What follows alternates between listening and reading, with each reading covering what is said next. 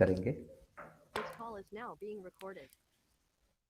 तो आप सभी को ये अच्छे से पता ही है कि मध्यस्थ दर्शन में स्वास्थ्य और संयम एक जुड़ा हुआ शब्द है। संयम जीवन में होता है और शरीर में स्वास्थ्य होता है। जब भी स्वास्थ्य और संयम की बात करते हैं तो ये जुड़ा होता है। तो जीवन में संयम आ जाता है तो शरीर में स्वास्थ्य बना रहता है, क्योंकि मानव कल्पनाशीलता और कर्म स्वतंत्रता है।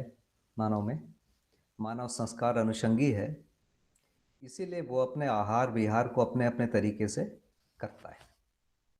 जीवावस्था में देखेंगे तो ये वंशानुसंगी विधि से जीते हैं, तो जो आहार है उसी को करते हैं, जो विहार है उसी को करते हैं, उस विधि से वो स्वस्थ रहते ही हैं।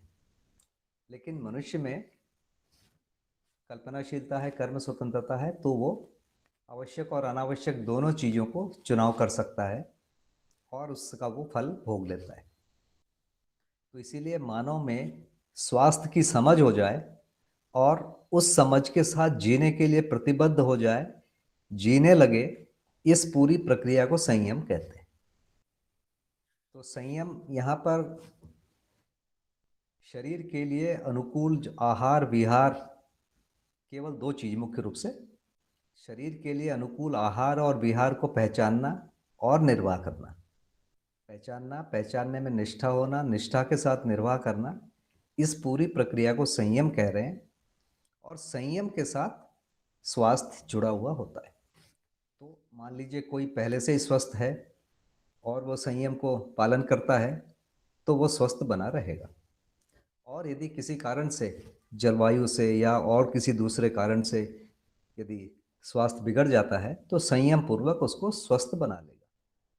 इसी संयम में एक भाग आता है कि यदि कोई बीमार हो जाए तो खान पान रहन सहन को थोड़ा सा बदला जाता है, जिसमें औषधि जैसी चीज़ों को भी शामिल किया जा सकता है। आवश्यक नहीं है कि हर बार औषधि को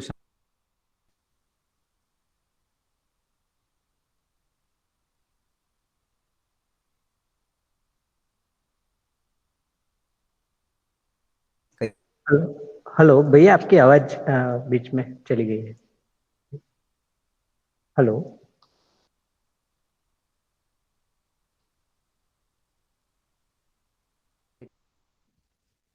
हेलो। अभी फिर है आवाज? नहीं भैया, अभी भी थोड़ी कट होके आ रही है थोड़ी। अच्छा भैया, यहाँ तो हाँ, अभी अभी ठीक है, अभी ठीक है भैया। अच्छा ठीक है, मेरे ख्याल से वो साइलेंट मोड दब गया था लगता है कुछ। अच्छा चलिए, ठीक।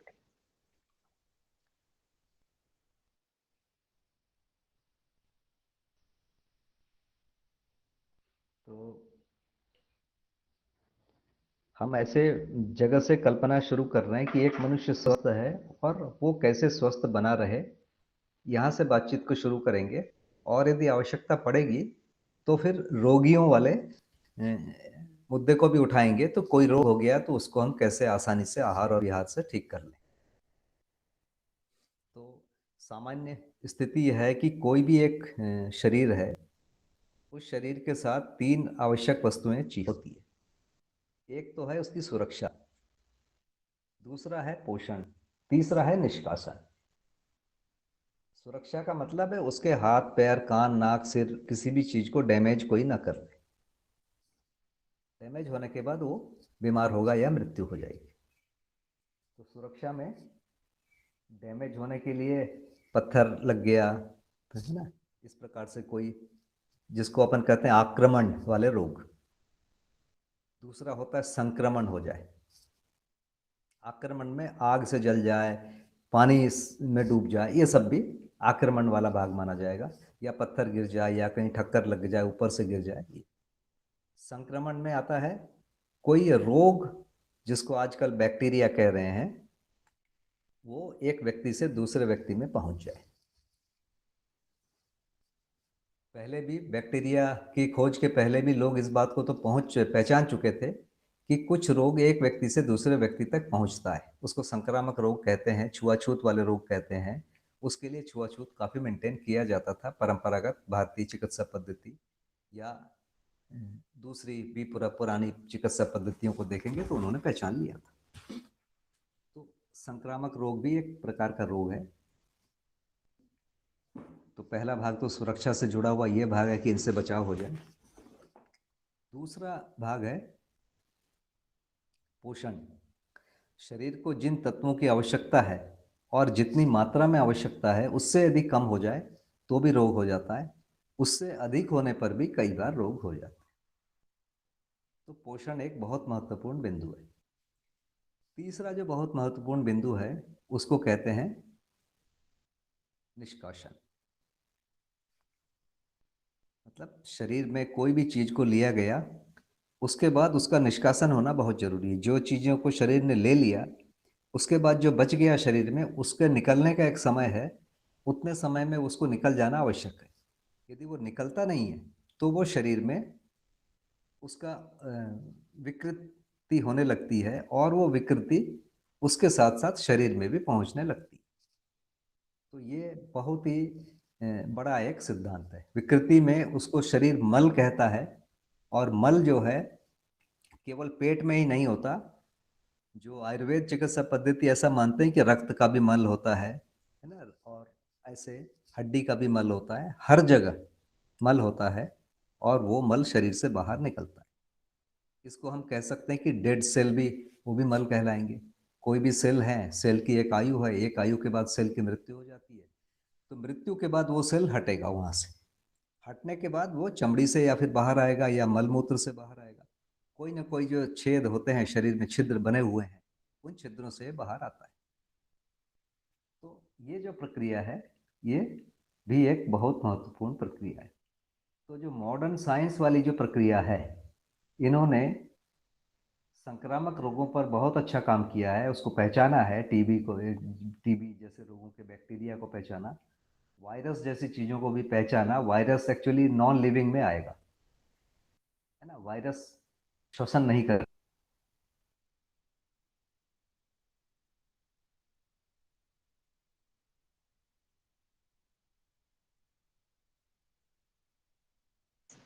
हेलो। हाँ भैया, फिर से आपकी आवाज चली गई है। यदि हम आयुर्वेद जैसी चिकित्सा पद्धति को देख, उन्होंने,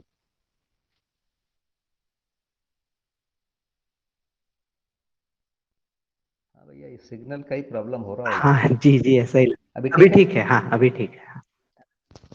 जी, है ना। तो आयुर्वेद की यदि बात करेंगे, आयुर्वेद जैसी चिकित्सा पद्धति की, पीछे वाला लाइन को मैं रिपीट कर देता हूँ, आवाज चली गई थी। तो जो मॉडर्न जो साइंस है, इन्होंने बैक्टीरिया और वायरस जैसी चीज़ों को बहुत अच्छे से पहचाना है। उसके से बचने के भी बहुत सारे उपाय को इन्होंने सोचा है, पहले से ही बच जाए। और जो आक्रमण वाले जो चीज़ें हैं उसको भी पहचाना है और उस पर काम किया है। आयुर्वेद का जो बहुत बड़ा काम है, इन्होंने जो सबसे ज़्यादा पहचाना है, निष्कासन को भी उन्होंने एक बहुत महत्वपूर्ण चीज़ माना हुआ है। और ठंडी गर्मी का भी जो शरीर पर प्रभाव आता है, पानी का जो शरीर पर प्रभाव आता है, इसको भी पहचानने की कोशिश की है। इसी को वात, पित्त और कफ कहते हैं। एक चीज और है, शरीर अपने आप में एक व्यवस्था है, वो शरीर को व्यवस्था में बना के रखता है। और इस व्यवस्था में कोई व्यतिरेक होता है तो शरीर खुद ही उस व्यवस्था को पुनः बना लेता है।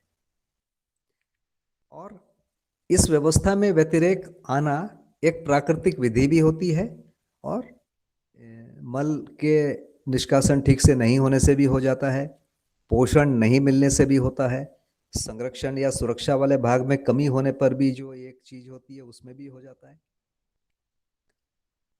तो ये जो तीनों दोषों के संतुलन को एक प्रकार से पहचानने के लिए आयुर्वेद ने कुछ सोचा था।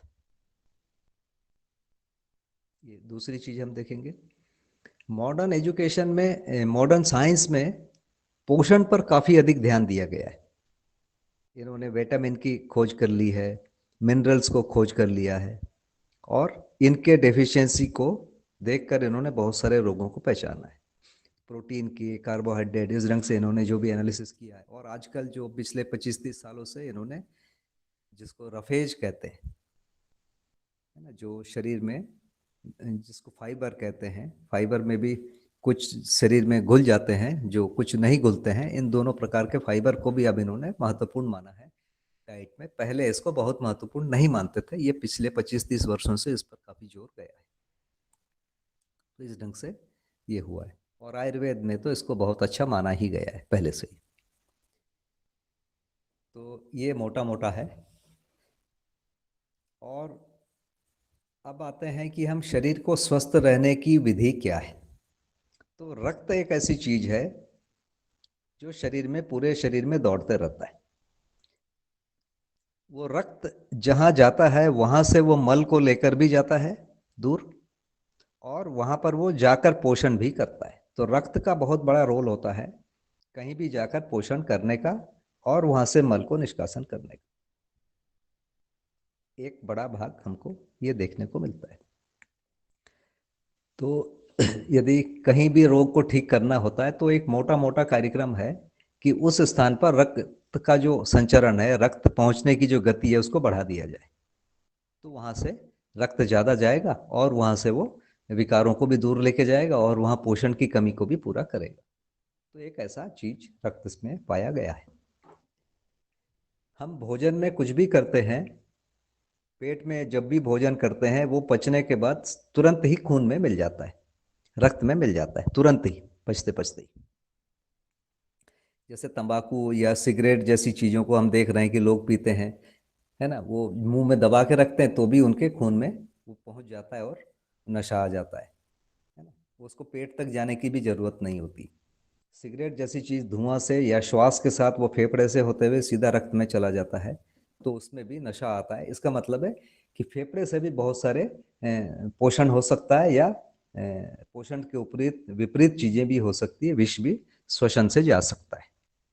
तो इसको भी लोगों ने पहचाना था परंपरा में पहले से।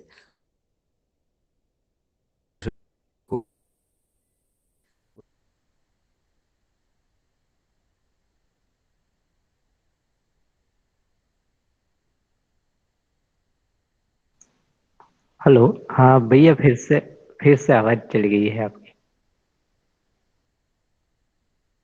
हो रहा है तो रक्त के पहुंचने से होता है। हेलो, हाँ, फिर से गड़बड़ हाँ, है। अभी अभी ठीक हो गया।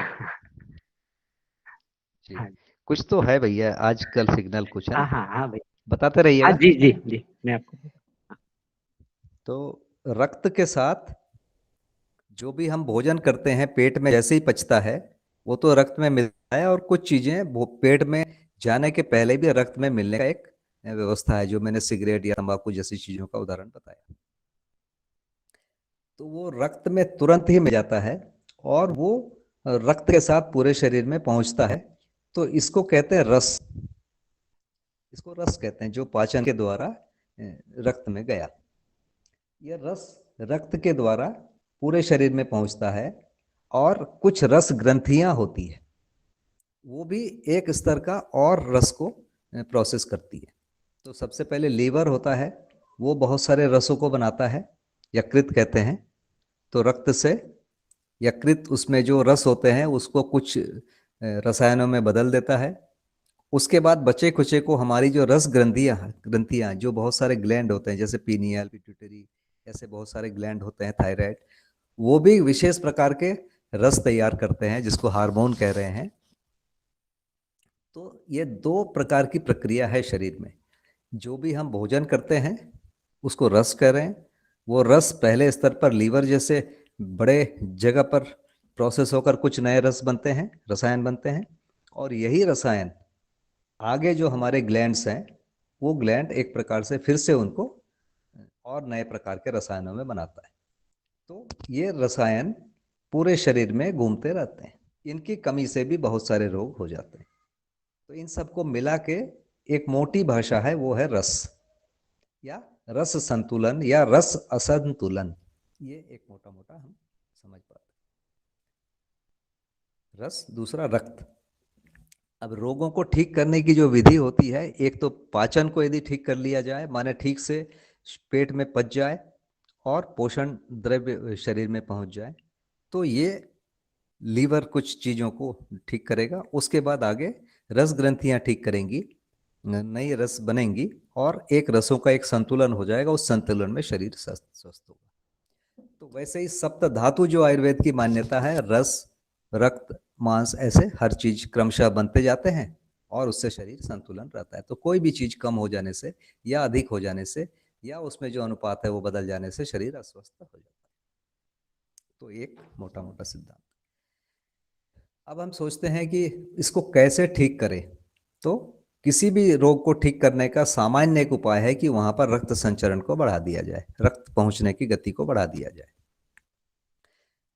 तो एक प्रक्रिया है, जैसे हम दौड़ते हैं तो पूरे शरीर में रक्त बहुत तेजी से दौड़ने लगता है, तो ये सबसे अच्छा व्यायाम है। पूरे शरीर में रक्त पहुंचता है और ये हो जाता है।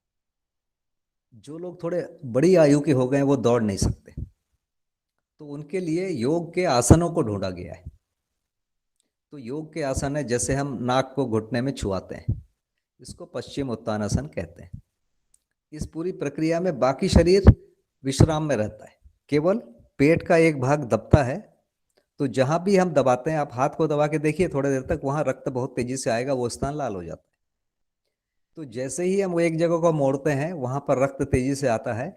तो पेट में जितने भी हैं, लीवर हैं, पेंक्रियास हैं, या स्प्लीन है ना, आते हैं, है ना, गाल ब्लैडर है, इन सब में रक्त का संचरण थोड़ा बढ़ जाता है। और उसको थोड़ी देर तक रखने से वहां अधिक रक्त आया, बाकी शरीर विश्राम में रहा। तो योग की आसनों में यही एक फायदा होता है कि बाकी शरीर आराम रहता है, तो पूरा शरीर एक बार में नहीं थकता है। एक एक अंग में पोषण कराते हुए हम धीरे धीरे आगे बढ़ते हैं, तो पूरा शरीर भी नहीं थकता है और धीरे धीरे पूरे शरीर का व्यायाम भी हो जाता है। तो ये एक बहुत ही अनुकूल विधि है, जो बड़ी आयु है उनके लिए ढूंढा गया है, और ये लाजवाब चीज होती है। मैंने जो आयुर्वेद को थोड़ा बहुत समझने की कोशिश किया, ऐसे चीजों को पहचान लिया गया है जो स्थान स्थान विशेष पर रक्त की गति को बढ़ा देते हैं। जैसे जो एलोवेरा है, ग्वारपाठा, घृत कुमारी कहते हैं, ये हमारे आंतों के जो निचले हिस्से हैं, जिसको मलाशय है, मूत्राशय है, गर्भाशय है ना, इन अंगों में रक्त संचार को बढ़ा देते हैं। तो इसको भी पहचान लिया गया है। तो जिनको पाइल्स हो गया है, उनको बवासीर हो गया है, उनको ग्वारपाठा देने पर फायदा होता है। क्यों होता है? क्योंकि वहाँ रक्त संचार बढ़ गया है। जिनको मूत्राशय संबंधी तकलीफ है, उसमें भी ये कुछ मदद करता है। जिनको गर्भाशय संबंधी तकलीफ है, उनको भी कुछ मदद करता है। तो इस ढंग से लोगों ने इनको पहचान लिया है, हमारे पूर्वजों ने, कि कहाँ पर किस जगह पर कौन सी औषधि किस जगह पर रक्त की गति को बढ़ा देती है। कुछ चीजें होती है जो चमड़ी में रक्त के संचार को बढ़ा देती है, उससे त्वचा के रोग फिर दूर होते हैं। तो ये एक अलग प्रकार का अध्ययन है। तो मोटा मोटा जो हमने देखा, ये चीज है। दूसरा, कभी खोल के देखिए मसालों के बारे में। तो आहार में, भारतीय आहार में तो बहुत सारे आहार होते हैं, साथ में मसाले हैं। मसाले बहुत थोड़ी मात्रा में दिए जाते हैं। कभी आप खोल के देखिए, जीरा में कितना अधिक कैल्शियम है, या अजवाइन में कितना अधिक कैल्शियम है, तिल में कितना अधिक कैल्शियम है। तो कुछ चीजें हैं जो बहुत अधिक मात्रा में कैल्शियम को लेके जाती है, तो कैल्शियम डेफिशिएंसी के लिए इसको ले सकते हैं या देते भी हैं। भोजन में हम इसको बहुत थोड़ा सा मात्रा डालते हैं और ये सब पूरा हो जाता है। चंसूर नाम का एक चीज होता है, उसको हालिम या हारलो कहते हैं। उसका आप देखेंगे तो आश्चर्यचकित हो जाएंगे। जैसे पालक में खूब आयरन होता है बोलते हैं, आप उसको पढ़ेंगे तो मुझे लगता है ये पालक से 20 या 25 गुना आयरन उसमें है। बहुत छोटी सी चीज है। तो ये जो प्रसूता को या बच्चे होने के बाद माताओं को एक लड्डू दिया जाता है, उसमें इसको डाला जाता है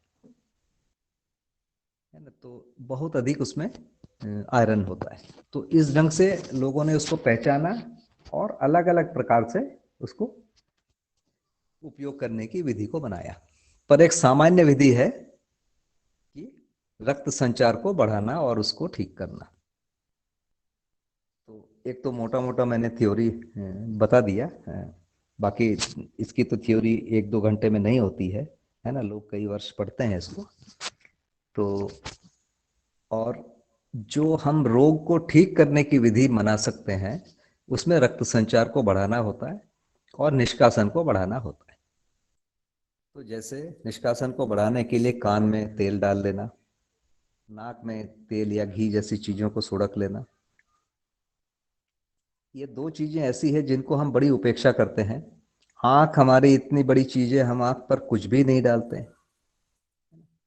तो आंख में कभी कोई चीज डाल सकते हैं, जैसे शहद है, बहुत अच्छा आंखों पर काम करता है। घी है, बहुत अच्छा काम करते हैं। बहुत थोड़ा डालना पड़ता है, चौथाई बूंद घी में काम हो जाता है ना, दोनों आंखों का। शहद है, उसमें काम हो जाता है। प्याज का रस है, वो भी बहुत अच्छा आंखों में काम करता है। कोई भी तेल है, सरसों का तेल है, वो कान में डाल सकते हैं, है ना। सरसों के तेल में लहसुन जैसी चीजों को पका लेते हैं, तो उसको भी कान में डाल सकते हैं। तो ये चीजें हैं दो चार, जिससे हम इनका पोषण कर सकते हैं। और एक मुझे सबसे जो अच्छा लगता है, सुबह उठकर पानी पी लें और पानी पीकर पेट मुड़े इस ढंग से बैठ जाएं। यदि उसी समय हम झाड़ू लगा लेते हैं या पोछा लगा लेते हैं, जो भारतीय या देशी विधि से बैठकर जो झाड़ू और पोछा होता है, तो उसमें पेट भी दबता है। और जब हम धीरे धीरे उसमें चलते हुए जब झाड़ू लगाते हैं, तो वो पीछे तरफ आंतों को दबाता भी है। तो इस प्रक्रिया को करने से जिनको कब्ज की शिकायत होती है, कॉन्स्टिपेशन रहता है, तो इसमें बहुत अधिक मदद मिलती है और धीरे धीरे पेट साफ होने लगता है। तो मुझे लगता है कि अभी जो, यदि मैं मॉडर्न जो पूरे समाज को देखता हूँ, तो क्या मुझे दिखता है, तो हम लोग जितना शरीर की पाचन की क्षमता है, उससे अधिक हम भोजन कर रहे हैं। एक बहुत बड़ा वर्ग एक इसमें दिखता है। दूसरा, शरीर से निष्कासन के लिए हमारा बिल्कुल ध्यान नहीं है। हम पेट मुड़े उस ढंग का एक भी पोस्चर अब मुझे देखने को नहीं मिलता है जो सभ्य समाज में। कुर्सी में बैठते हैं, कुर्सी में बैठ के खाना खाते हैं, खड़े होकर खाना बनाते हैं, मतलब एक भी ऐसी चीज नहीं है जिसमें पेट मुड़ रहा है। तो यदि स्वास्थ्य को प्राप्त करना है, तो एक तो निष्कासन पर ध्यान देना चाहिए, पहला। निष्कासन में मल, पेट के जो मल है उसका निष्कासन हो जाए, ये महत्वपूर्ण बिंदु है। तो इसके लिए एक बहुत छोटा सा एक्सरसाइज बताया मैंने, पेट को दबाना, मोड़ना। दूसरा, रीढ़ की हड्डी को एक बार पीछे तरफ भी मोड़ना चाहिए। हम रोजमर्रा के कितने भी काम करते हैं, कोई भी काम देख लीजिए, रीढ़ की हड्डी पीछे तरफ झुकती नहीं, बिल्कुल नहीं मुड़ती। तो एक चक्रासन है या अर्ध चक्रासन है या शलभासन है या धनुरासन है ना, ऐसे कुछ आसन है जिसको करने से रीढ़ की हड्डी एक बार पीछे तरफ मुड़ती है। उसी प्रकार रीढ़ की हड्डी दाईं और बाईं और भी एक बार मुड़ जाए, तो जिसको हम कहेंगे कि जैसे अर्ध मत्स्येंद्रासन या मत्स्येंद्रासन, ये एक चीज होती है जिसमें रीढ़ की हड्डी भी मुड़ती है ना। और पेट को सामने मोड़ने के लिए पश्चिम उत्तानासन है, मंडूकासन है, ऐसे कुछ चीज। और एक चीज देखेंगे कि कभी भी कोई व्यक्ति बेहोश हो जाता है, तो उसके लिए जो सिंपल ट्रीटमेंट होता है, उनके पैरों को थोड़ा ऊपर उठा लो। सामान्य जो एक फर्स्ट एड दिया जाता है, उसमें ये बताया जाता है कि ये पैर में बहुत अधिक रक्त होता है, वो सीधा सिर में आ जाता है। सिर को बहुत जल्दी पोषण मिलता है और वो होश में आता है। तो ये जब इतना प्रभावी है, तो एक बार हम शीर्षासन या शीर्षासन जैसा ही एक सर्वांगासन होता है, उसको करके शरीर में, सिर में एक बार अधिक मात्रा में रक्त पहुंच जाए, उसको करना चाहिए। खासकर जो बड़ी आयु के लोग हैं, उसमें सिर में रक्त जाने में तकलीफ होने लगती है, हृदय को ऊपर सीधा वर्टिकली ऊपर ले जाना पड़ता है, तो हृदय थकता है उसमें। तो इसीलिए आप देखेंगे कि जब बड़ी आयु के लोग लेट के बहुत जल्दी विश्राम पा जाते हैं, और यदि थोड़ा सा नीचे सिर हो जाए तो बहुत जल्दी उनका ये हो सकता है। तो ये दो तीन आसन हैं या पोस्चर कह सकते हैं, उसको यदि हम अपने साथ जोड़ते हैं, तो प्रारंभिक रूप से हमारा पेट साफ होना और मल निष्कासन वाली प्रक्रिया बढ़ जाएगी। दूसरा, हम आजकल एक और चीज से घृणा कर रहे हैं जो मॉडर्न लाइफ है, वो है श्रम। मुझे इतना सब सोच के, सुन के, पढ़ के यही समझ में आता है कि श्रम एक अनिवार्य भाग है। शरीर से पसीना निकलना भी एक अनिवार्य भाग है। और आजकल या बहुत पहले से ही श्रम करने वाले को निम्न कोटि का व्यक्ति माना गया, श्रम नहीं करने वाले को श्रेष्ठ कोटि का व्यक्ति माना गया। तो ये एक बहुत ही मतलब खराब चीज मानी गई है। तो श्रम एक आवश्यक भाग होना चाहिए, थोड़ी मात्रा में। कुछ श्रम व्यायाम के द्वारा हो सकता है, कुछ श्रम व्यायाम से संभव नहीं है, क्योंकि शरीर को जितना श्रम चाहिए और हम जितना भोजन आज कर रहे हैं उसके लिए श्रम केवल इसमें नहीं होगा। हम कुछ यदि उत्पादन जैसी या सेवा जैसी गतिविधियों से जुड़ सकते हैं तो शरीर को एक बार कुछ थकाने वाले श्रम हो सकते हैं।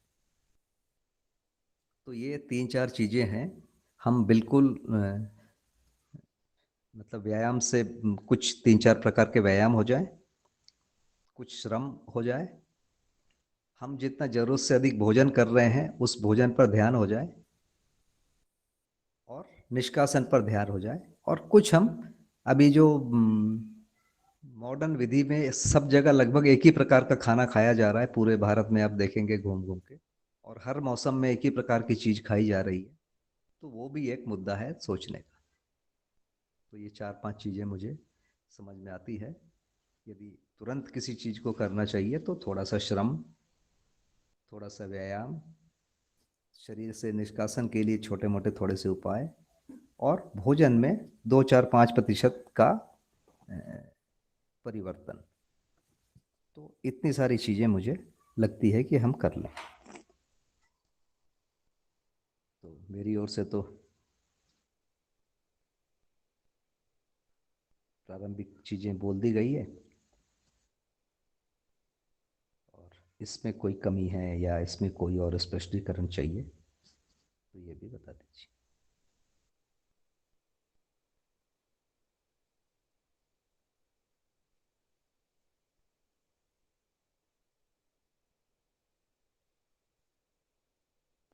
हेलो। जी हाँ भैया, एक क्वेश्चन था जी कि जैसे कुछ थेरापीज है उसमें ऐसा बोलते हैं कि खाना है उसको खूब पका के खाओ, और कुछ जी थेरापीज है उसमें ऐसा बोलते हैं कि कच्चा खाओ, और जी। दोनों एकदम अपोजिट है, तो फिर उसमें से कौन सा ठीक है? देखिए, मानव जब आया होगा धरती में, है ना, जानवरों से, तो उस समय तो कच्चा ही खाता था। कच्चा खाने में वो पत्ती खाता था, अनाज को नहीं खा सकते कच्चा। अनाज को खाने के लिए भिगा के ही खाना पड़ेगा। उन दिनों पानी तो नदी में ही होता था या किसी झील तालाब में होता था, पानी स्टोर करने की विधि भी नहीं थी, तो आदमी अनाज भी नहीं खा पाता था, है ना। मनुष्य के दांत और नाखून ऐसे नहीं है कि वो मांस खा सके। तो आग आने के पहले आदमी तो कच्चा ही भोजन करता था, है ना। और कच्चे भोजन में फिर वो अनाज नहीं खाता था, हम दांतों से चबा ही नहीं सकते अनाज को। तो वो एक फेज है। उसके बाद आग आने के बाद मनुष्य ये सब करने लगा,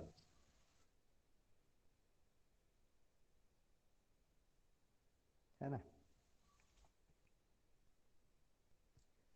तो भैया आपकी आवाज नहीं आ रही है। जी, हेलो। हाँ, अब ठीक है। हाँ, जी हाँ। दूसरी चीज आती है कि कच्चा भोजन में आता है फल। फल को आप देखेंगे, आप, मैंने कई जंगल को घूमा है, जंगल में जो फल हैं वो खाने योग्य नहीं है। इन फलों को मनुष्य ने पालतू बनाया है, अपनी कर्म कल्पनाशीलता और कर्म स्वतंत्रता के प्रयोग करके इन फलों में गुदा को बढ़ाया है, मिठास को बढ़ाया है, जो भी चीजें उसको बढ़ाया है। तो प्राकृतिक रूप से वो भी वो फल नहीं है, है ना। अच्छा, बाकी सारे जानवर देखिए, कोई भी कृषि नहीं करता है, पानी नहीं रखता है, वो भी जीते हैं। तो हम यदि मनुष्य को जानवर मानेंगे तब तो ठीक है, कोई उस पर ज्यादा बात नहीं होगी। मनुष्य में कल्पनाशीलता और कर्म स्वतंत्रता है तो मनुष्य के हर चीज में कल्पनाशीलता और कर्म स्वतंत्रता आएगी। मनुष्य अकेला प्राणी है जो कृषि कर रहा है, मनुष्य अकेला प्राणी है जो घर में रहता है, कोई भी घर बना के नहीं रहता। मनुष्य अकेला प्राणी है जो कपड़े पहनता है। ठीक है, तो हमको स्पष्ट देना पड़ेगा कि जानवरों के लाइफ स्टाइल को हम कॉपी नहीं कर सकते पूरा पूरा। रही बात, यदि अनाज को अपन देखेंगे तो अनाज को कच्चा खाना तो संभव ही नहीं है। कुछ अनाजों को भिगा कर खाया जा सकता है, पर इनका पाचन कितना होगा वो भी बहुत बड़ी एक प्रक्रिया है। तो भिगा के खाना थोड़ा सा ठीक है, उबाल के खाना बहुत अधिक आवश्यक है। बहुत थोड़ी मात्रा में हम कच्चे चीजों को ले सकते हैं, और यदि लेंगे भी तो बहुत धीरे धीरे उसको बढ़ाना पड़ेगा, क्योंकि हमारा पेट उसके लिए तैयार होने में 6 महीना, साल भर, 2 साल, 3 साल, 5 साल भी लग सकता है। तो जैसे लोगों को बहुत अंकुरित अनाज खाने की बात आती है, लोग अंकुरित शुरू कर देते हैं और बहुत जल्दी उनको गैस हो जाता है और उसको बंद कर देते हैं, क्योंकि अंकुरित में प्रोटीन परसेंटेज वैसे ही बढ़ जाता है। कच्चा होने के कारण वो पचता नहीं है, तो प्रोटीन को पचाने के लिए अच्छे से उबालना पड़ता है। पहले आप देखेंगे, मैंने तो देखा है कि दाल तो गलती ही नहीं थी कुएं के पानी से, तालाब का पानी लिया जाता था, उसमें दाल को गलाया जाता था। तो उबाल के खाना ज्यादा अच्छा है। थोड़ी बहुत मात्रा में कच्चा को शुरू कर सकते हैं, बहुत थोड़ी मात्रा में, और उसको बहुत धीरे धीरे बढ़ाना चाहिए। सलाद, हमारे यहाँ सलाद खाने का रिवाज नहीं है। हमारे यहाँ चटनी बोलते थे उसको। किसी भी कच्चे चीजों को पीस कर खाते हैं, दांतों से उतना बढ़िया चपता नहीं है, तो उसको सील में पीस लेते थे और उसको खाते थे। उसको चटनी कहते हैं, ज्यादातर हम नॉर्थ इंडिया में उसको चटनी बोलते हैं, है ना। उसको अलग अलग जगह अलग अलग नाम कहते हैं, लेकिन जो प्रक्रिया है उसको ज्यादा बारीक कर लेने की, और वो थोड़ी मात्रा में ही खाने का है। तो भोजन में चटनी जैसी चीज, जिसको सलाद कह रहे हैं आजकल मॉडर्न, इसमें उसको पीस के थोड़ी मात्रा में खाना ठीक है। वैसे ही जिसको संधानीय द्रव्य कहते हैं, फर्मेंटेड आइटम्स हैं, उस या दही है जिसमें बैक्टीरिया होता है, वो भी पूरे भारत में हमेशा खाया जाता है। पूरे भारत को आप देखेंगे सदियों से खाया जा रहा है। उसकी मात्रा बहुत अधिक नहीं रखते, उसकी भी मात्रा थोड़ी सी रखते हैं। तो मेरा जो ये है कि कच्चा भोजन बहुत थोड़ी मात्रा में लिया जा सकता है और बहुत धीरे धीरे बढ़ाना चाहिए, है ना। थोड़ा सा संधानी द्रव, जैसे अचार वगैरह में बैक्टीरिया हो जाता है, थोड़ा सा दही होता है, इसको बहुत थोड़ी मात्रा में लिया जा सकता है, और अभ्यास करके धीरे धीरे बढ़ाएंगे तो स्थितियां बदल सकती है। और पक्का भोजन तो खाना ही चाहिए साहब जी। जी भैया।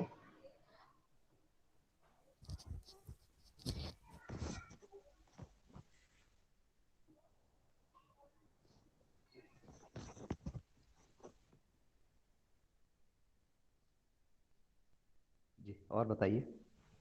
भैया, जी जैसे बोलते हैं कि दूध के साथ अनाज नहीं लेना चाहिए या एक साथ दो अनाज का प्रयोग नहीं करना चाहिए, इसके बारे में आपकी क्या राय है?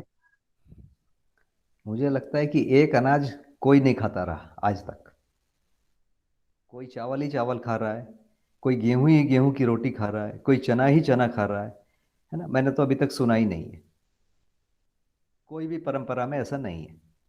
चावल के साथ कुछ नहीं मिलता है तो भैया वो कुछ मिला, दाल तो खाता ही है ना, दाल रोटी वाली कहावत ही है। तो मुझे लगता है कि ये लोग खा रहे हैं बहुत पहले से, और वो ठीक सिस्टम है। दो तीन चीजों को मिला के ही खाना चाहिए।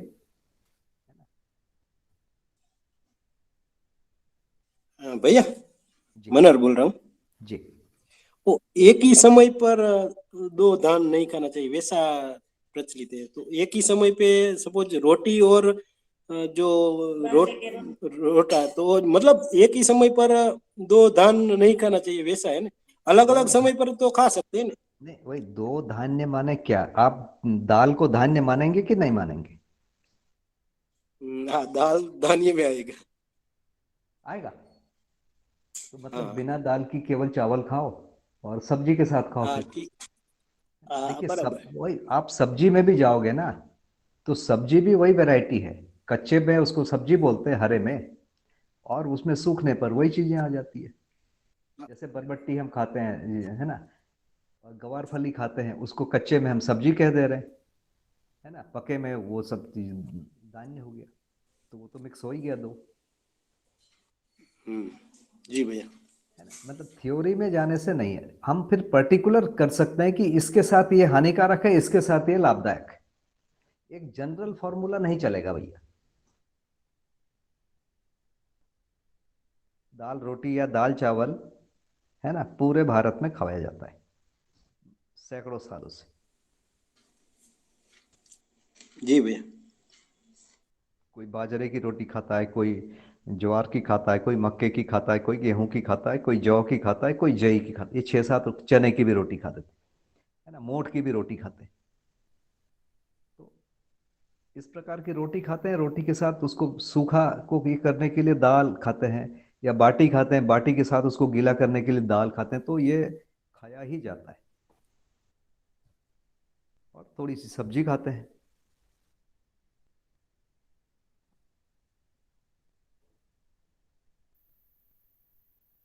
जी।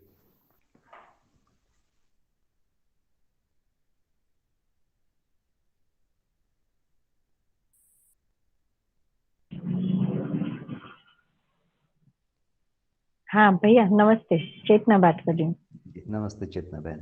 जहाँ भैया आपने जो वो दिनचर्या की शुरुआत में जो बताया कि पेट को दबाने वाली एक्सरसाइज होनी चाहिए, मीन्स सुबह उठ के, तो उसमें आपने बताया कि पानी पीने के बाद झाड़ू लगाना ये होना चाहिए। तो वो पानी में भी भैया काफी बार ऐसा कहा जाता है गुनगुना पानी ही पीना चाहिए, कोई या? गर्मी का दिन हो तब तो ठंडा भी चलेगा, है ना। जी। बाकी ठंडी का दिन है तो गुनगुना ही पीना चाहिए। अच्छा। और घर में देखिए, सफाई का एक काम तो रहता ही है ना।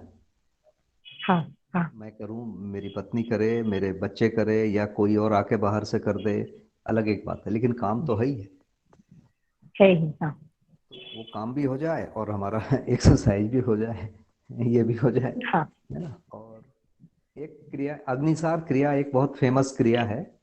पानी पी के जी। थोड़ा खड़े हो जाते हैं और मुड़, तो घुटने में हाथ रख के झुक जाते हैं, और पेट को अ, अंदर तरफ खींचते हैं, फिर बाहर तरफ छोड़ते हैं। तो वो भी एक प्रक्रिया है जो अच्छी है। तो इसको भी कर अच्छा। सकते हैं कुछ दिनों में, धीरे धीरे वो पेट को साफ करना शुरू करता है। बहुत अच्छा इफेक्टिव क्रिया है ये, मैंने किया है इसको। हम्म।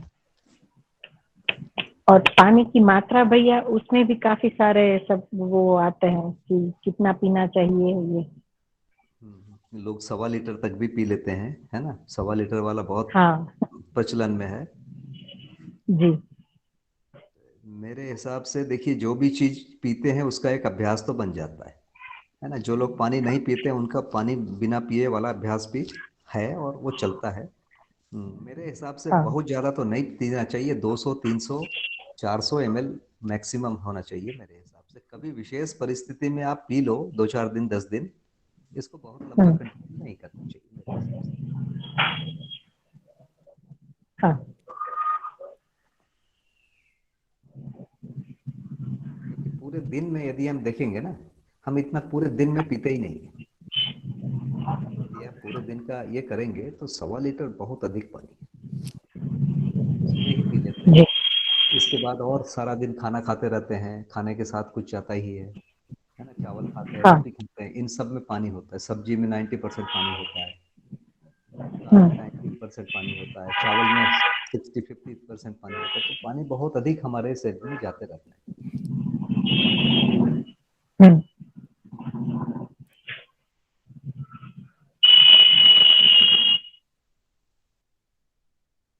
ठीक है भाई।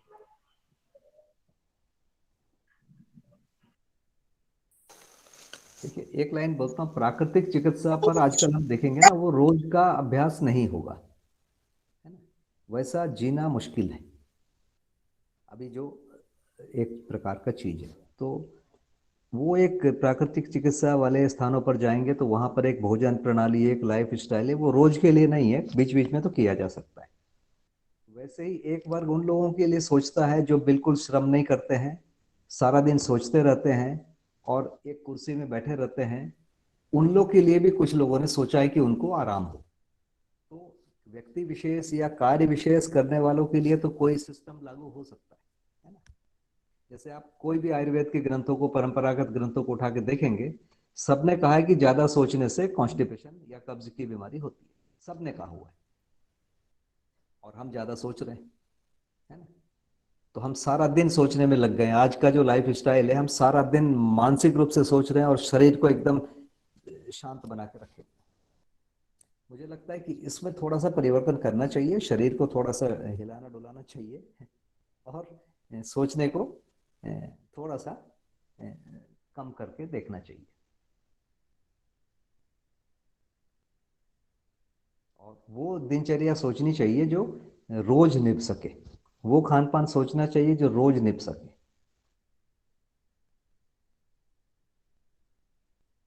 वही चलेगा, नहीं तो चलेगा नहीं। और इसको लोगों ने किया है। हमारे यहाँ 2 बार खाने की भी परंपरा रही, 3 बार भी खाने की रही और 4 बार भी रही। छोटे बच्चों को छोड़ दें तो कुछ लोग 4 बार खाते हैं। मैंने देखा कि जो ज्यादातर श्रम करने वाले लोग हैं, किसान, वो 2 ही बार खाते हैं। सुबह एक बार अच्छे से खा लेते हैं और उसके बाद शाम को खाते हैं। अभ्यास है, उनको भूख भी नहीं लगती, तो वो भी बना के रखें।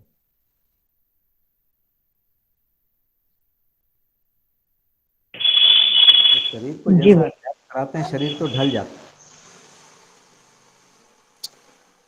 भैया अमित बोल रहा हूँ। जी। कई बार बोलते हैं कि सुबह को ज्यादा खाना चाहिए, जैसे जैसे दिन ढलता जाए तब कम खाना चाहिए। तो इसके बारे में क्या है कि सुबह ज्यादा, रात को कम खाना चाहिए सब। जी भैया, मेरी उसमें सहमति है भैया। सुबह सूर्योदय के थोड़े देर के बाद थोड़ी भूख लगती है और उस समय पाचन शक्ति, जिसको अग्नि कहते हैं, वो अच्छी रहती है। तो सुबह का भोजन सबसे भारी हो जाए तो चलेगा, और दोपहर का जो भोजन है उससे थोड़ा सा हल्का हो, और रात का भोजन है वो और हल्का हो, तो वो सबसे अच्छा जी भैया। है। जी, मेरा तो यही है, मेरा भी निष्कर्ष ऐसा ही है। ठीक है। अभी क्या हो रहा है देखिए ना, लोग सुबह खा ही नहीं पा रहे हैं, सीधा दिन भर काम करते हैं और रात को पार्टी में खूब खाते हैं तो हम उल्टा में आ गए। तो जैसे तेल और दाल जैसी चीज़ों को सुबह खा लेना ज़्यादा अच्छा है। रात में तेल को, दाल को, सलाद जैसी कच्ची चीज़ों को न्यूनतम खाया जाए तो ज़्यादा अच्छा है। ये कह रहा हूँ बड़ी आयु के लिए। जो युवा है उनके लिए ऐसा नहीं है। फिर भी जो युवा हैं, श्रम करते हैं, उनके लिए ये सब ज़्यादा फर्क नहीं होता है ना। वो बढ़िया 25-30 तक, 40 तक भी जो लोग अच्छे से काम में लगे रहते हैं, बढ़िया खा सकते हैं। उसके बाद धीरे धीरे थोड़ा इस नियम में आ जाना चाहिए।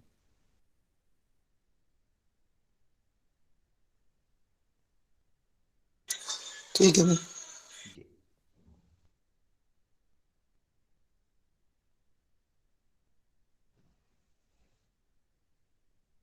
भैया, दूध को खाने के साथ खाना चाहिए कि दूध को नहीं लेना चाहिए, अकेला दूध ही पीना चाहिए? देखिए, दूध और नमक को ठीक नहीं माना गया है। तो खाना खाने के थोड़े देर के बाद दूध पीना ये ठीक है। शुद्ध दूध पीना वो भी ठीक है। दूध के साथ जैसे मिठाई बनाते हैं या खीर बनाते हैं, उसमें दूध और अनाज मिला के बनाते हैं, उसमें मीठा ही बनाते हैं।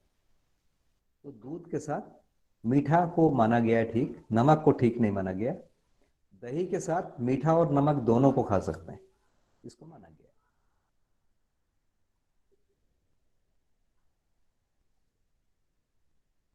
और दही भी मतलब मौसम यदि ठीक लगे तो दही को खा सकते हैं नमक के साथ। जैसे बताते हैं कि रात में दही खाना है तो उसमें थोड़ा नमक ले लो, है ना।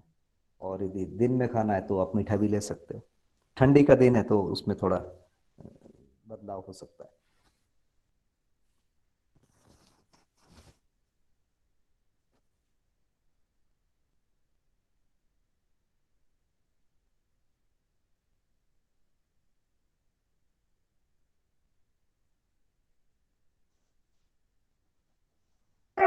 भैया, जी अ, हेलो। जी जी हाँ भैया, जी अभी आज तो पता नहीं हम कितनी बात कर पाएंगे, पर मेरा एक सुझाव था कि जैसे खांसी हो जाती है, सीजन चेंज होती है, या बुखार आ जाता है, या जैसे कभी हमको बहुत थकावट लगती है, ऐसी जो चीजें हैं उसके लिए क्या नेक्स्ट सेशन में आप घर पे ही हम जो मसाले हैं या घर पे ही हम लोग कैसी दवाइयों का प्रयोग करें, हमें डॉक्टर के पास जाना नहीं पड़े, ऐसे कुछ आप उपाय बता सकते हैं? बिल्कुल बता सकता हूँ, है ना। ऐसे भी उपाय बता सकते हैं जिसको रोज कर सकते हैं, है ना।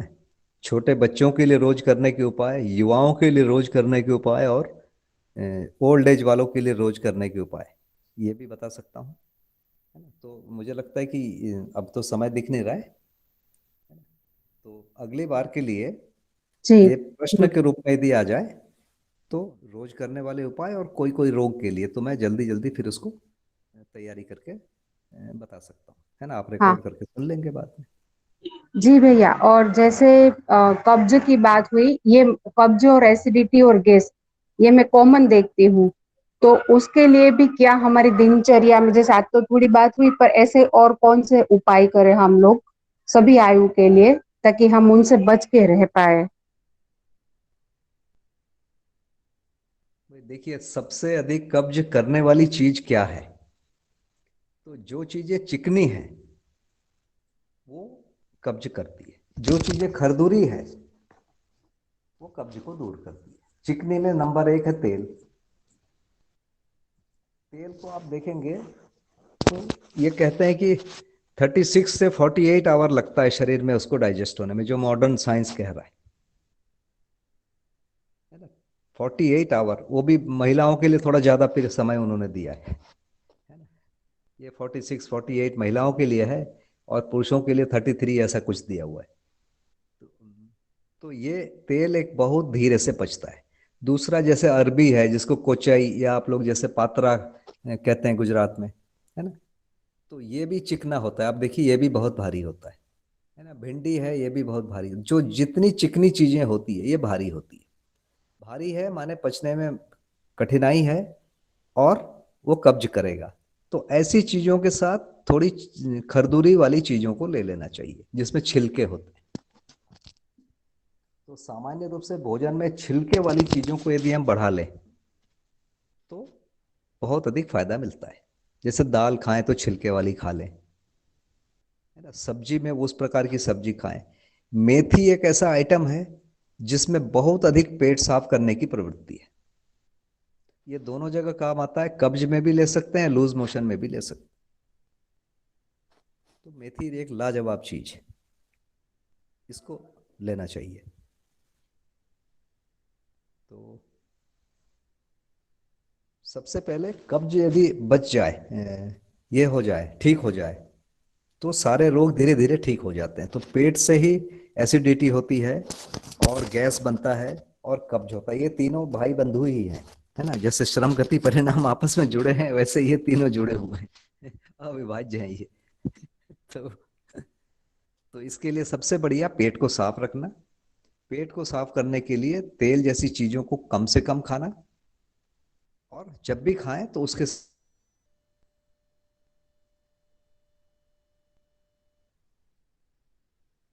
है ना, ये है इनका एक सामान्य फॉर्मूला।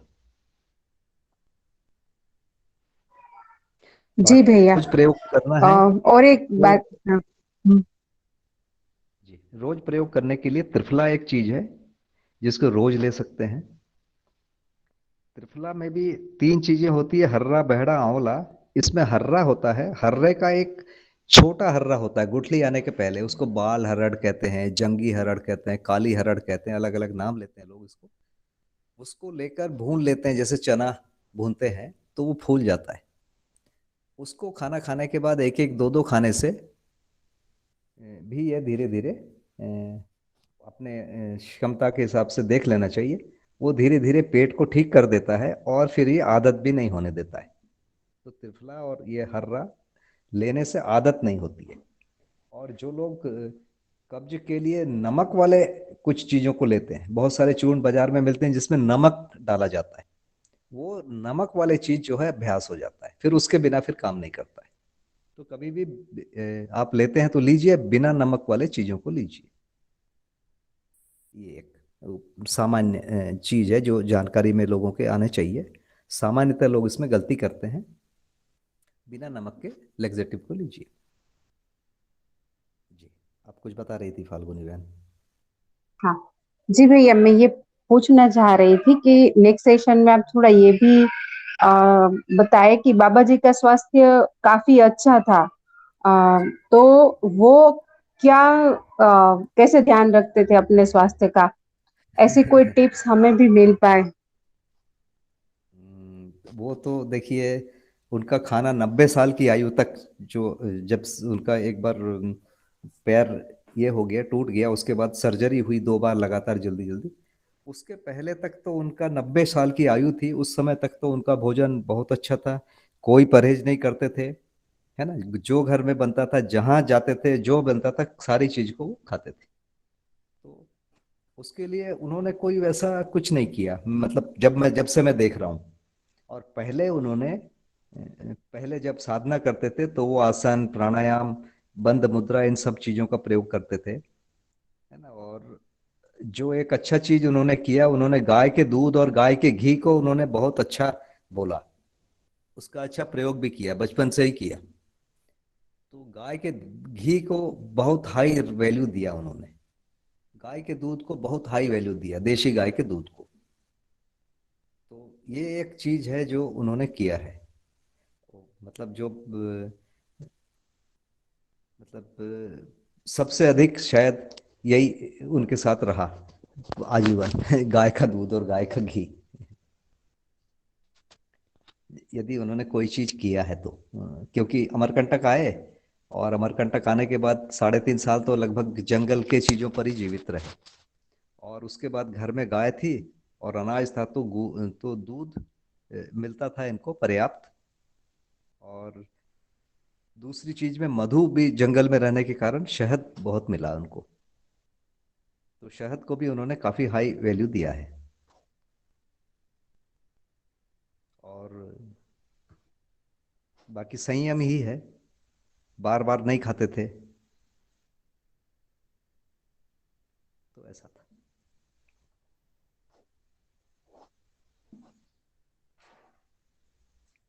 जी भैया। जी, तो यदि नेक्स्ट सेशन के लिए प्रश्न बन जाएंगे, है ना, तो उसके साथ मैं थोड़ी सी तैयारी कर लूंगा, और उसके साथ ज़्यादा अच्छे से बात हो पाएगी। ठीक है भैया, तो राजकोट वाले जो लोग जुड़े हैं राजकोट ग्रुप से, वो जय भाई को अपने प्रश्न भेज देंगे। और राजकोट के अलावा अहमदाबाद और हापुड़ ग्रुप से जो लोग जुड़े हैं, हापुड़ ग्रुप में है मेरा व्हाट्सएप नंबर, तो आप लोग मुझे भी व्हाट्सएप कर सकते हैं, जो भी स्पेसिफिक प्रश्न है वो तो हम लोग साधन भैया को भेज देंगे। और अगले मंगलवार हम लोग फिर से 6 से 7 मिलेंगे इसी लिंक से।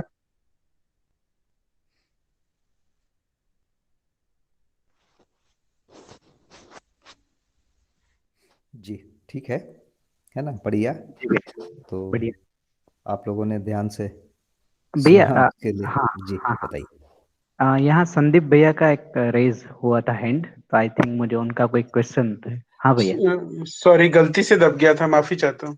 अच्छा अच्छा, नहीं नहीं कोई बात नहीं। हाँ जी भैया, आप कुछ कर रहे थे सर। जी, तो भैया सत्र को पूरा कर लेते हैं, है ना। आप लोगों ने बहुत ध्यान से सुना मेरे कचरे ज्ञान को, तो आप सबको बहुत धन्यवाद। किसी भी प्रकार की कमी यदि है तो मुझे अवश्य इंगित